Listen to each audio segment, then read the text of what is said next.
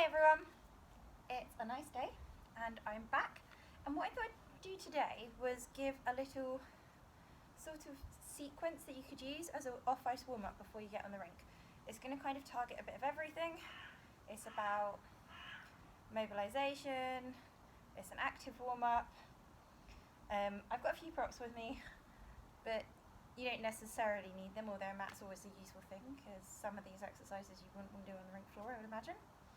Okay, so it's literally a quick 5 to 10 minutes, depending on how long you spend on each exercise, and it just gets things going. So first things first, when we're getting moving and we know we're going on the rink, we just want to do a little bit of something to increase the heart rate and get the cardio going. So I like to do, first off, go for a little bit of a jog. You all know how to jog. I like to think maybe a couple of times half the length of the rink if you're rink side, or you can jog on the spot, just relax, something to get your heart up, or alongside the rink. Then the next exercise I like to do is some side hops. This is good if you're a free skater and you're jumping, but it's also good for us dancers because it just gets into our knees, it gets some springy, so we go side hop, okay, really simple. You can do it all one way and then go back, or you can do it like a 3-turn. It's a bit like 3-turn tap toe. So we do it this way, 3-turn tap toe, 3-turn tap toe. Okay, again, similar kind of length. I'm just going to not rush through it, we'll go through it fairly quickly. The next one is a little bit of an agility cardio warm-up, and we do it nice and quick. So what we can do is cross in front. So it's basically a grapevine, cross behind, cross in front, cross behind. We're going to do it on our toes. We go one way first, and then we'll come back the other way. So I'll just show you, and we will make it nice and light on our feet. Okay, again, similar kind of length as we've done everything else. Okay, then I do my little, then you can either go skipping with a rope, which I don't have on me, I should have, but I don't, or you can do my little skipping around exercise, and there's a video on this. But basically, we're going to hop around in a circle. We go front, middle, side, middle, back, middle, side, middle, front, middle, side, middle, back, middle, with just a hop without a change feet. We go around again, but we do it nice and quick. So again, it's being light on our feet, quick rhythm.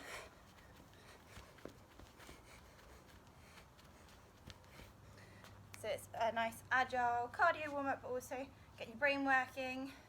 You can do ladder type stuff or hopscotch, anything like that, to kind of get the brain going. Then it's a good idea to do some squats, get our quads engaged because we're using those all the time. So you just maybe 10, knees not going beyond the toes, so nice and in line, reach back, get the glutes warmed up as well. So we're using these when we're skating. And then we go into some lunges. Nice and simple. Again, just 10. We're not doing a full, there's planes back in the sky. Things are getting back to normal. 6, 7, 8, 9, 10, and ribs in, hips under, strong core. So we're getting that going as well. We are going to do a little bit of a core warm up.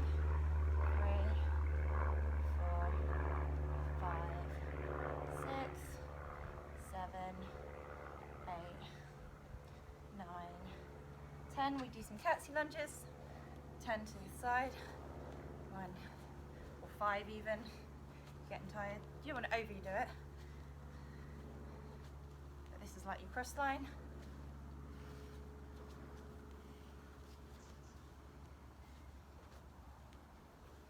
The arms out to warm those up.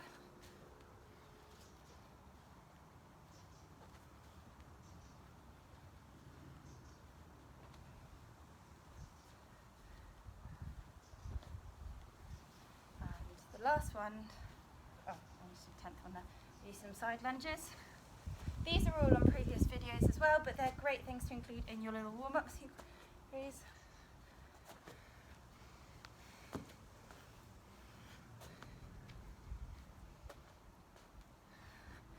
You could even just do 5 of each, because it actually makes quite a long set doing 10. Thinking about it, I sort of see how I'm feeling on the day as to how much my legs are already engaged before I skate, how much time I've got. You should always leave time for your warm-up, but we know that sometimes it's not doable. So even if you just do 5 of them, even just do 3 of each set, that adds up pretty quickly, and it gets us going. Then we'll just do some little heel raises to get the calves going. And hold on the last one on like a releve. Okay. Then we can do some skating lines. Very noisy planes. Okay, so that we really take our time through these. Again, probably just 5 on each line, but really thinking of the rotation out of the hip, pointed toes, posture, so hips under, turn out to the 45 degrees that every line extends on, and the squeeze in that resistance. And I think if you have to really cut your warm-up short, the skating lines should be the part that you just really can't do. Okay? Because this is the most specific to our sport, obviously. And it's all that time that you spend off the ice doing this, you're training the good positions for on the ice. So that's really important. We can get the arm flowing through a port de bras, keeping that soft, really extending back. You don't have to use the balance, I've got it there. Make sure the knee tracks over the toe, ideally be on the toe. Turn it in to turn out on the cross line. Again, just your balance, sitting back, nice diagonal from heel to toe. And then we can move through the lines. Again, 5, nice and fluid. Going lower each time, head up. Really being aware of the positions as you do it, because this is engaging your brain and helping you to learn the positions we're trying to mould and create when we're on the ice. And just this time spent here consciously doing this is going to help improve your skating when you're out there. Okay, because we're solidifying our knowledge, but we can do it in a way where we're not having to think so much about our balance. It's the same reason that ballerinas do bar. Ballet dancers, not just ballerinas, they learn the positions, they learn how to sculpt the body at the bar, then they move it into the centre. So in a way, doing this off ice is like our bar. It allows us to find those positions without having to sort of struggle with them. We can then, if you have time, I like to do some pliés, demi-pliés, and first, out to second, because here we're getting that nice smooth knee action. We really take our time with it. Knees over toes, nice turnout. We're practicing, we're opening up the hips in an active way. Into third position, out to fourth, heel in front of instep. Close to fifth, warming up our positions for our chop tours. Extend them. Oh, actually we can releve again there if you want. Practicing the balance, warming up the balance. Behind. And warming up, turn out. And a smooth, fluid knee action with good posture. Out to second. This is taken straight from ballet.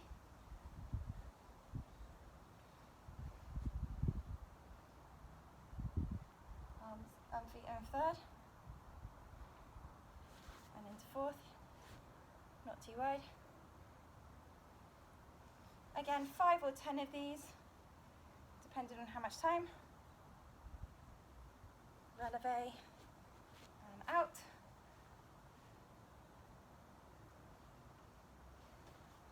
Okay, the next thing that we can do is we just start to target some of the other muscles.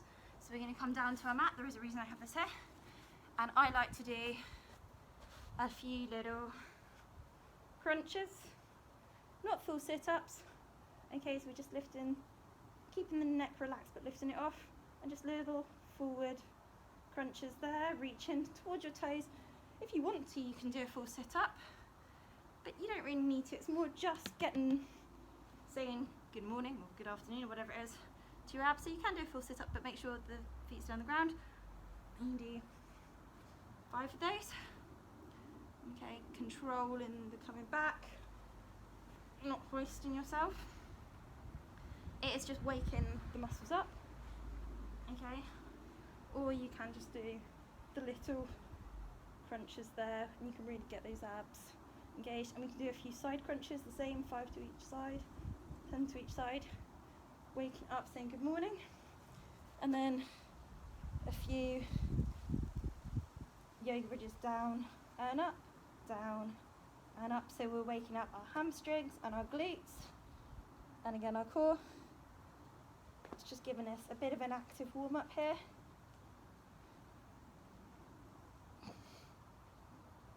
Good.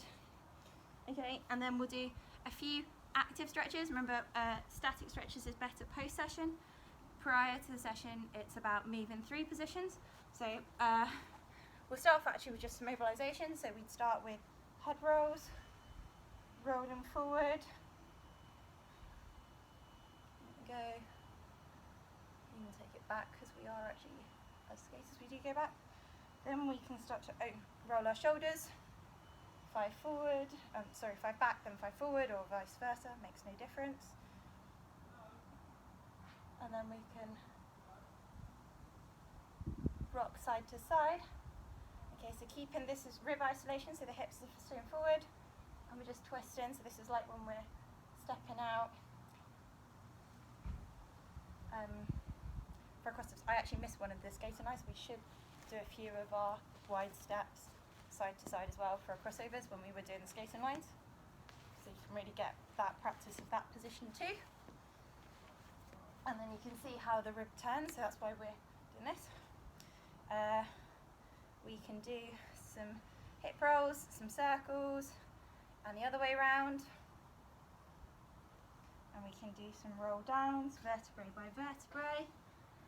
Okay, the head hang, a little soft bend in the knees, come up, stretch up, and again, vertebrae by vertebrae. I'd probably do this one 3 times.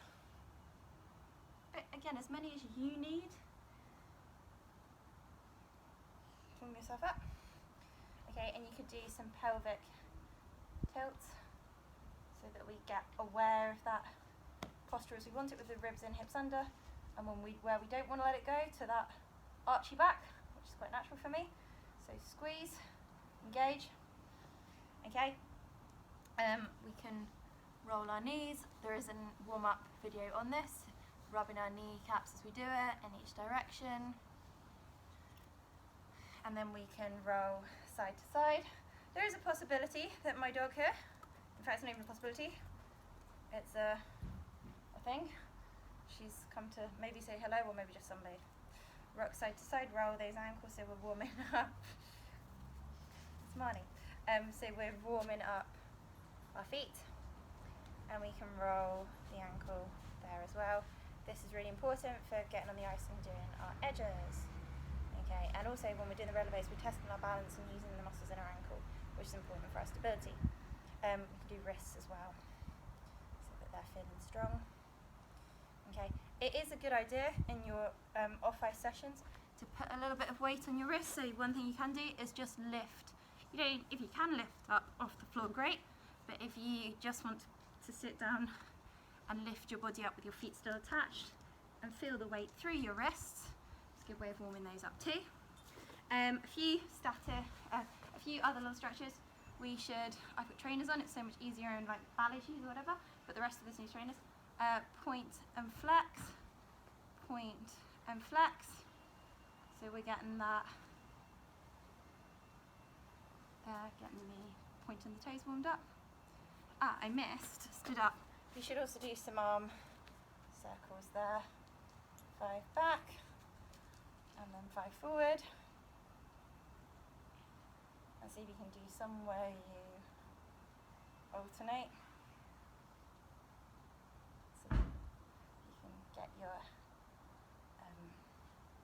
brain engaged again. A couple of other little stretches before you get on, active ones. We should rock forward into lunge and back, forward. So we're not holding here, we're just getting ourselves 4 or 5 times. Hey Baba. It's funny. And the other side, forward and back, forward and back, forward and back, forward and back. Marnie wants to be in the video. Forward and back. And the last thing we're going to do is we're just going to do the batamons, ground batamons. So we're going to do slow controlled kicks. I do 10. So we pull around the arms as well, nice and smooth. So the arms are going smooth as the leg turns out to the side here when doing a side kick. Hi Marnie. Pointed toe and to the back. Using the glutes to lift, keeping the core still, so we're again engaging the core.